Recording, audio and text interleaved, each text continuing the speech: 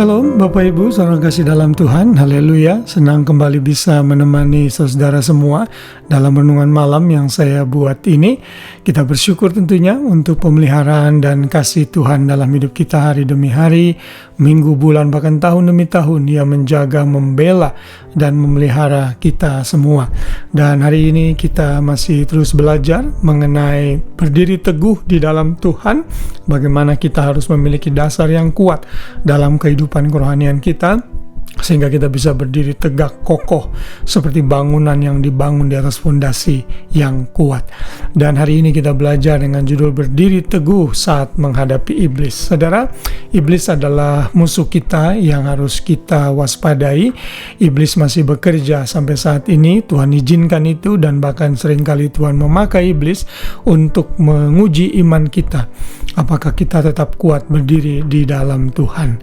Kita tahu iblis sudah dikalahkan oleh kematian dan kebangkitan Kristus, dan dia tahu waktu yang ia miliki tidak akan lama lagi, sehingga itu dia berusaha mengganggu kita semua untuk jauh dari Tuhan, dan kalau mungkin menyangkal iman kita. Karena itulah kita perlu mewaspadai taktik dan juga serangan yang iblis bisa lakukan terhadap kita. Dan hari ini kita akan membaca dalam ayat hafalan kita yang tidak terlalu panjang. Di sana dikatakan, akhirnya hendaklah kamu kuat di dalam Tuhan, di dalam kekuatan kuasa-Nya. Saudara, tentunya ayat ini adalah ayat yang muncul dalam konteks senjata peperangan rohani yang harus kita miliki di dalam Tuhan Yesus Kristus.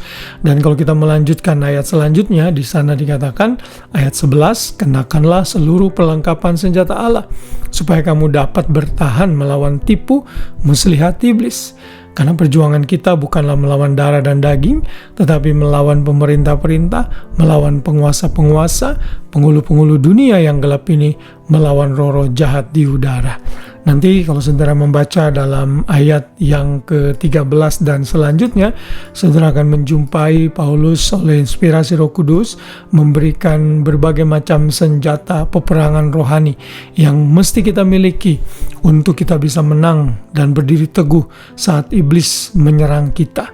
Di sana dikatakan kita harus berdiri tegap, berikat pinggangan kebenaran, berbaju zirah keadilan, berkasut kerelaan, lalu memiliki perisai iman, lalu kita pakai ketopong keselamatan dan pedang roh, yaitu firman Allah.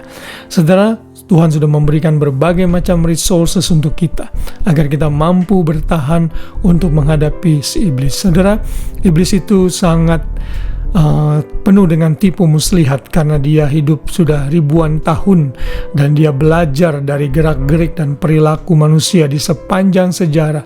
Karena itu iblis akan berusaha menggocok kita, iblis akan berusaha menjatuhkan kita, menjauhkan kita dari Tuhan.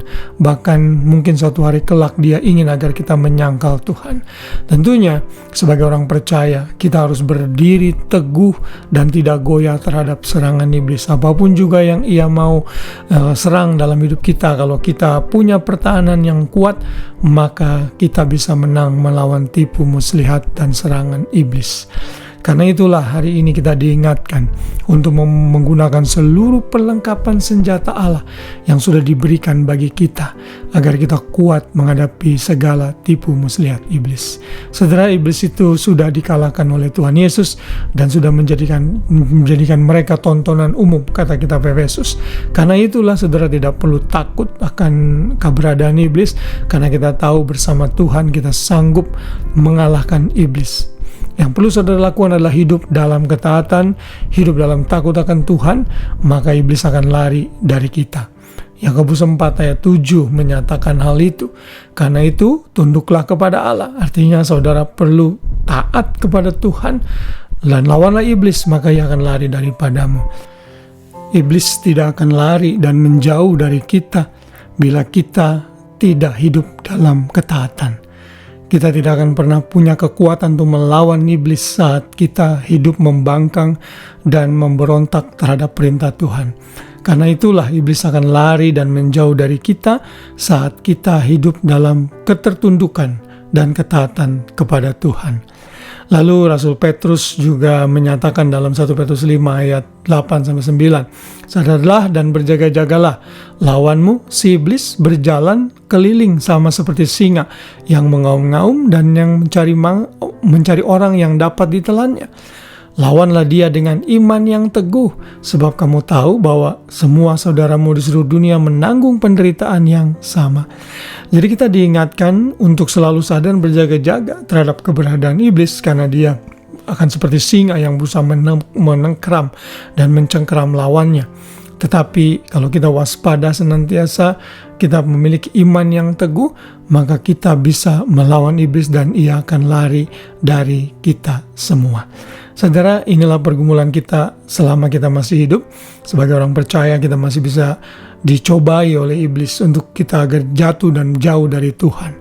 Tapi ingatlah senantiasa, saat kita berdiri teguh, maka iblis akan lari. Yesus Tuhan sudah mengalahkan iblis, karena itulah kita mesti hidup dalam ketaatan, kekudusan, sehingga iblis tidak bisa mengganggu kita.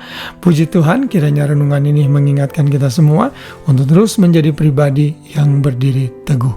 Selamat malam dan selamat beristirahat. Tuhan memberkati kita semua. Shalom.